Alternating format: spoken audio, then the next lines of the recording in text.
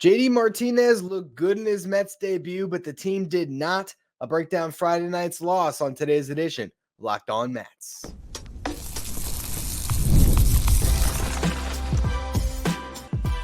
You are Locked On Mets, your daily New York Mets podcast. Part of the Locked On Podcast Network, your team every day.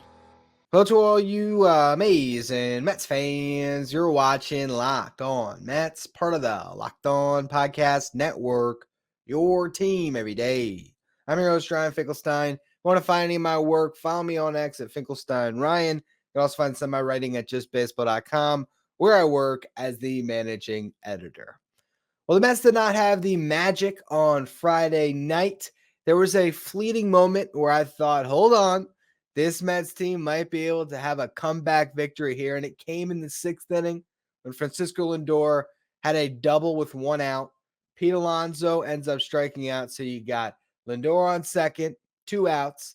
Who comes up to the plate? None other than JD Martinez, and we saw the impact in that moment as JD Martinez goes the other way, crushes a baseball over 100 miles per hour off the bat, and does it so effortlessly, too, the way he just able to barrel up balls and connect that way, and just narrowly misses a home run, hits off the top of the wall. The right fielder tried to make a leaping catch, could not. Lindor comes around to score, and you think, all right, momentum. Did the Mets grab momentum? But they didn't, and it was a game where they just never had any momentum because Jose Butto got ambushed early. The second inning was a rough one for Butto. He ends up hitting the leadoff man, Nolan Arenado. He walks Paul Goldschmidt. So he's got two runners on, and then he just hangs a changeup to Alec Burleson. You look at where Nito was setting up, pitch probably wanted it to be low and outside. Instead, gets too high up, ends up coming inside with the pitch where it's just right in, it was Alec Burleson's wheelhouse, and he demolishes it, 3-run homer. And that was a tough hole for the Mets to get out of. It got worse in the next inning as he gives up another home run to Wilson Contreras, a sinker that was right down the middle, and Contreras swinging first pitch. He hit that ball 114 plus miles per hour. So just a couple of loud swings against Butto. Overall, I don't think he was bad by any stretch. I don't think that you look at his performance top to bottom and say, man, the shine is completely off on him. He's not going to be able to hang as a starting pitcher for the Mets. No, it was a rough outing. He got hit hard with those couple of home run balls. And, of course, he hurt himself by letting two free runners on before that first home run ball, which made it so much worse. But he still pitched into the sixth inning, got a couple of outs there. He did leave a couple of runners on for the Mets bullpen to clean up. And the bullpen, great as always. Josh Walker did load up the bases, but got a huge strikeout with the bases loaded to strand those two inherited runners from Butto. And then you got Jorge Lopez for 5 outs, 3 strikeouts. He was great. Sean Reed-Foley, a perfect inning, couple strikeouts. So the bullpen did its job for sure, but ultimately just not enough offense in this game. And the Mets had their chances. First inning, you start off with a leadoff double from Brandon Nimmo. Starling Marte reaches on an infield hit. So you got 2 runners on, nobody out, and they just left him there. Francisco Lindor popped out. Pete Alonso hits into a double play ball, which hurts more because the next inning, JD Martinez leads it off with a base hit. So that could have been a run had Alonso just not hit into a double play ball. Maybe JD comes through in that RBI situation as well. Good piece of hitting in that first at bat where he just takes one the other way, hits it past the first baseman. Just showing his ability to flat out hit as a guy that's still probably not even close to comfortable yet when it comes to being in midseason form. But to get 2 hits in his first game, I thought that was pretty impressive from Martinez. And that was the lone bright spot, really. Him and Tomas Nido, who had a great game offensively, a double and a home run. But other than that, the Mets just couldn't string hits together. They did out-hit the Cardinals 8-5, but only put up the 2 runs, and that's really the story of the game for the Mets. It was a frustrating effort offensively. I don't think that it's a game that we can take away too much from. Pete Alonso had a rough one, and we've seen a lot of that. The stats are there for Pete, but the consistency has eluded him. And that's the big question mark with Pete Alonso. The 40 and 100 are going to be there by the end of the season. But there are times where it hurts you in the middle of that lineup. And tonight was a perfect example of that. Brandon Nimmo, at least he got a couple of hits today, so that was good to see. Lindor, he hit a double and he scored a run. So 1 for 4 day is not a bad night at the office for Lindor. But there was also a couple instances like that first inning where he came up small in a moment where the Mets, could have been able to get something going, and he just didn't get that big hit when they needed him to. I think having JD Martinez in the middle of this lineup is going to do wonders for the Mets because he's just such a polished hitter, and it does lengthen everything else out. But you need more. And one of the big concerns I have that we're going to talk about a little bit more in the next segment is that bottom third of the lineup that's been so great up to this point. How much were those guys benefiting from all the playing time? Being able to cycle in a Tyrone Taylor, a Harrison Bader, DJ Stewart getting consistent run. Now that those guys are going to have to share a little bit when it comes to playing time, can they continue to produce? And then there's also Brett Baty, who I'm really concerned about as well because he has really struggled since coming back from injury. And you look at some of the underlying numbers on Baty throughout this year, it does feel like a guy that, probably performed a little bit better than he should have based on the quality of contact. And now you're looking at a team that no longer has Zach Short. They DFA'd him today to bring up JD Martinez, where he's pretty much set up to play every day, which is a good thing. But it also leaves you without a lot of alternatives. There's not a righty you can stick in there against a left-handed pitcher. This is Baty's job every day. And if he's not hitting, if you're not getting enough from Harrison Bader, and that bottom of the lineup starts to struggle, particularly now with Francisco Alvarez out of the lineup and your catcher position being held by Narvaez and Nito, who have had their moments this year. Like I said, Nito with a great game, but guys that certainly aren't known for the bats overall here. I do begin to wonder, can that bottom of the lineup produce the way it has up to this point? And if it's not going to produce, well, you really need those guys at the top with Nimmo, Lindor, Marte, Alonso, all those guys hitting in front of JD Martinez to play to the back of the baseball cards, as well as Martinez, because you're going to need them to drive this offense. So I want to discuss Brett Baty and now the current roster construction after the Zach Short DFA. So we'll get to all of that in just a minute. First, though, today's episode is brought to you by DoorDash. Want to make mom smile this year for Mother's Day? Why don't you get flowers or shop from her favorite brands and surprise her with gifts delivered the very same day with DoorDash? You can get thoughtful gifts that she deserves with the convenience that you need by choosing same-day delivery or schedule a week ahead for when flowers and gifts should arrive at her door on Mother's Day with DoorDash. Shop with savings that would make her proud with a Dash Pass membership, where you'll save with a $0 delivery fee and reduced service fees on eligible orders from Dash Pass merchants that meet the minimum subtotal.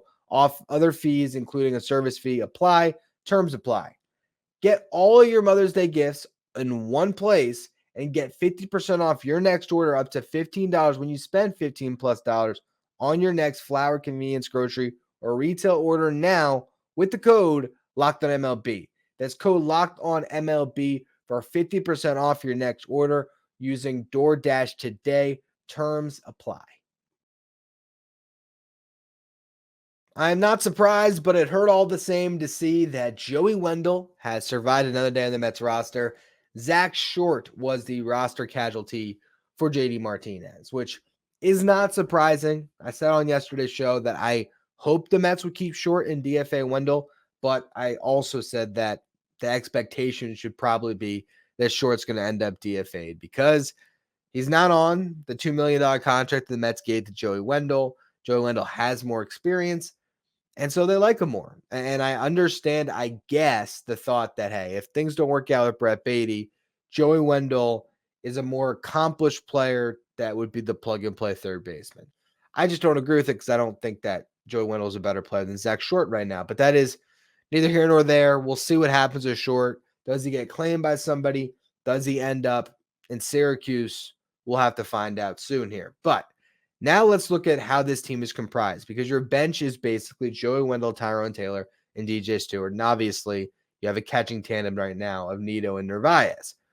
If you're looking at this starting lineup, Francisco Lindor, Pete Alonso, Brandon Nimmo, and Brett Baty, I believe those four will be in the lineup every day.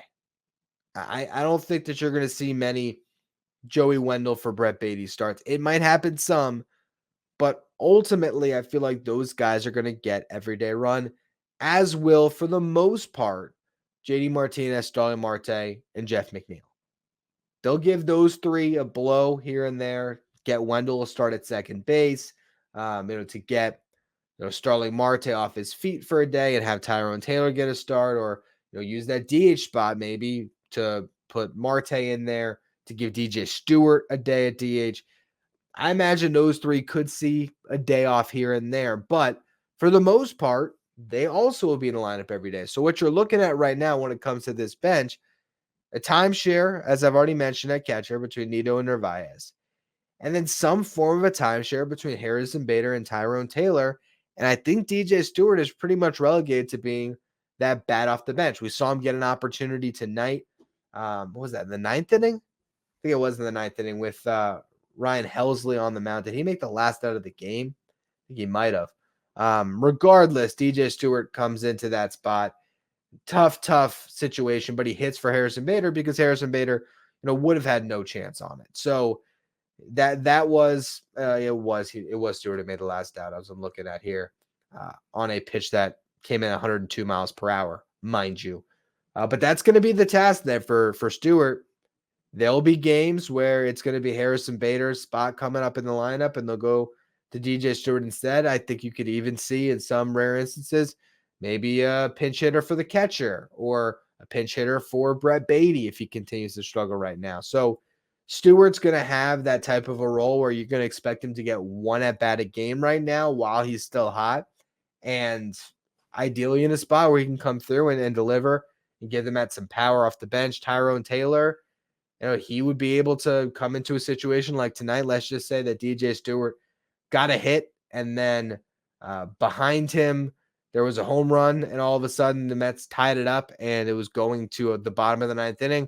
I don't think DJ Stewart goes out there and plays left field with Nimmo sliding to center. I'd imagine Tyrone Taylor gets out into the outfield. So they're going to be able to use those two guys in conjunction, as well as Bader when Taylor starts, to try to get those matchup-dependent at-bats.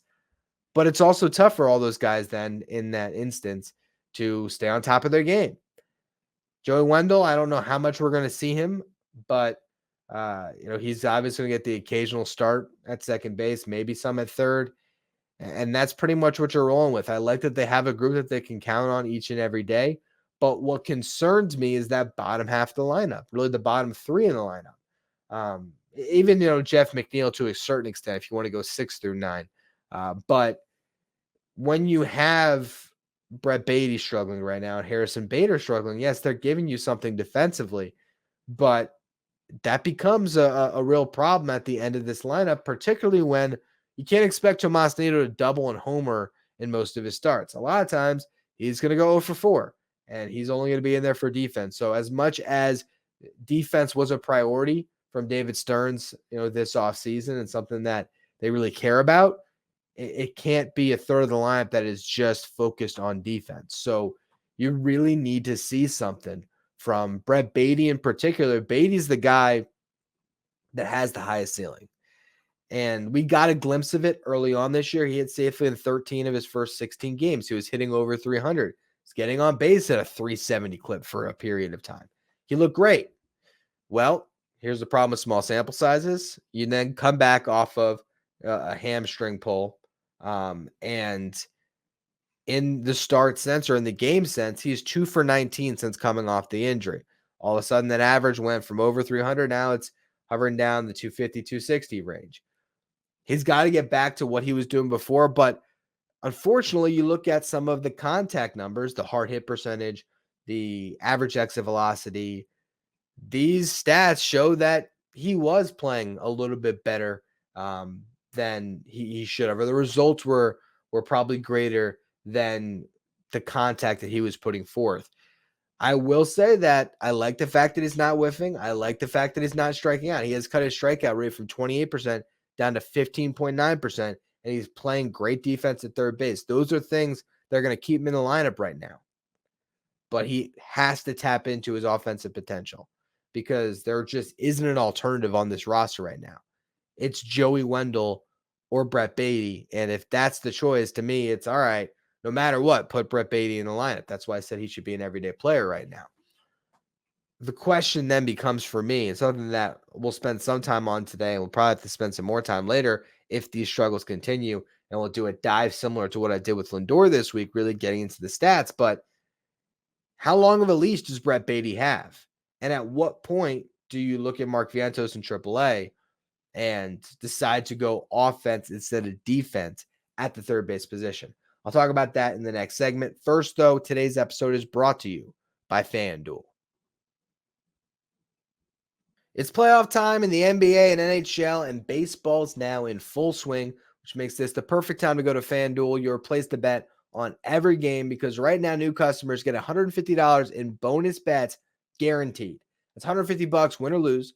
Bet on everything from slap shots to home runs and slam dunks, all on an app that is safe, secure, and super easy to use. I don't know what you're waiting for, because listen, you go to FanDuel.com/lockedon right now. Again, you're going to get $150 in bonus bets guaranteed. Make your first bet an automatic win at FanDuel.com/lockedon. FanDuel, America's #1 sportsbook. If not Brett Baty, then who at third base? Joey Wendell. Zach Short comes through waivers, I guess. Rylan Bannon playing in AAA right now. But really, you look at the farm system, and there's only one answer, because Luis Angel Acuna has not gotten off to a great start.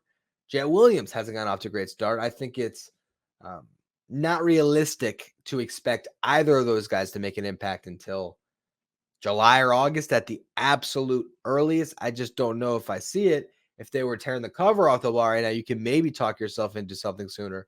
But it's been a rough start for those guys. So if you don't have a top prospect that can fill in, it really comes down to the two guys that were competing at third base in spring training. That's Brett Baty and Mark Vientos. Baty has gotten off to a great start this season offensively. He's hitting 302, 388 on base, 535 slug. He's walking about 13% of the time. Strikeout rate of 25.8% is better than last year when he was striking out a 29+% clip in AAA. But it's still not great. So you still have the strikeout concerns. Defensively, he's made 2 errors in 24 chances. You're not going to like your defense at third base with Vientos out there instead of Baty. But Mark Vientos can hit home runs. He has 5 home runs so far this year, 3 doubles and a triple. I don't think we're going to see Mark Vientos unless Brett Baty gets hurt or if he just goes on a brutal slump. I'm talking this 2 for 19 turns into a 3 for 73, and the entire month of May is just awful. And even then, I could see them playing Joey Wendell instead. I can't envision Mark Vientos getting that chance unless Brett Baty gets hurt, or if, again, that type of a stretch happens and Vientos is taking things to an even greater level in AAA. He's hitting 300, he's getting on base at a 388 clip, but he almost has to do more, which is crazy to say because he's putting up good numbers. But you need to see a stretch where Mark Vientos homers in 5 out of 6 games, and he's sitting in the double digits for home runs on the season. And he's getting on base at a 400 clip instead of a 388 clip, and he's hitting 320. He's got to be so overwhelming with that bat that the Mets consider going to an inferior defensive third baseman and hurting themselves at a place or at a position that I think they just really value. You don't want to be in a spot where your weak pitching staff has Sean Manaea in the game with the bases loaded, 1 out, and you get a hot shot hit to third. It's the perfect ball to turn 2 on, and it's hit right at Mark Vientos, and he fields it cleanly, but throws wide to second base. Everyone's safe, and all of a sudden, you go from being out of a spot where you maybe get a double play ball with Brett Baty, and you save potentially, anywhere between 1 and 4 runs on the board to having Mark Vientos make a mistake there, or at least 1 run comes in, the inning prolongs, somebody hits a double, and all of a sudden you're wondering how this game just slip away from us. That's the issue with Mark Vientos. I don't know if I can buy into the defense, and he doesn't have a chance to play DH here. So I think Brett Baty is going to have a lot of rope, and I do believe that he can get comfortable again and ultimately produce. The ground ball rate is alarming, but we've seen that throughout Brett Baty's career, and there's been times where his ground ball rate has been high. I'm looking at 2021 before his breakout, where his ground ball rate was very high. It was over 50% AA, but he still hit 270. He can do that because typically in the past, he's hit the ball hard on the ground, and that's going to end up finding some holes for hits. This year, though, you'd be surprised to learn that his hard hit percentage is 15% worse than last year. So last year, as bad as he was, he hit the ball hard 44% of the time. This year, that's down to 29%. He's got to get back to scorching some baseballs, finding the barrel, and ideally lifting more, of course. I mean, when he's at his best, you're going to see that ground ball rate dip to around 40% instead of over 50%.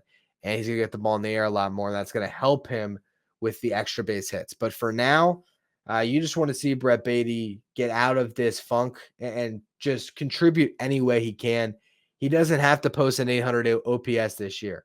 If he can be sitting at 720 and he's giving you great defense and he's popping the occasional home run and he's running the base as well and he's just doing all the little things, I think they'll be fine. But the more that he struggles, the more that Harrison Bader struggles offensively if they come and continue. He's 1 for his last 18, so he's gone through a rough stretch here. When you have a lack of offense from the catcher position, it all just adds up. So we'll see. I'm not hitting the panic button yet on Brett Baty, but it is something that we'll have to monitor moving forward here. Now, tomorrow's game, Sonny Gray versus Adrian Hauser. I was talking about this on yesterday's preview. Not a game where the Mets would be considered favorites by any stretch. This could be a chance here or a situation, I guess I should say, where they lose a series before they can even get to the final game, because I just don't like that matchup with Adrian Hauser on the mound. But hey, hopefully by telling you how unlikely I think it is that the Mets are going to win on Saturday, they proved me wrong, and I jinxed them enough here so that can actually end up working out. Regardless, though, that's going to be all for today's edition of Locked On Mets. Unless we get some crazy thrilling game on Saturday that I just can't wait to talk about, I'll be back on Monday for your next edition of Locked On Mets. If you're listening on the audio side, make sure you follow, rate, and review wherever you get your podcast. If you're watching on YouTube, hit that subscribe button. We're trying to make a push to 9,000 subs, so I appreciate all of you who subscribe. If you want to be a Locked On Mets insider as part of our texting service, you can find a link in the episode description, or you can go to subtext.com/LockedOnMets. Now for your second watch today, head over to the first ever 24/7 streaming channel on YouTube that covers everything in the world of sports. Of course, I'm talking about Locked On Sports Today with your local hosts from each team and your league-wide hosts from each league. For Locked On Sports Today, streaming 24/7 on YouTube.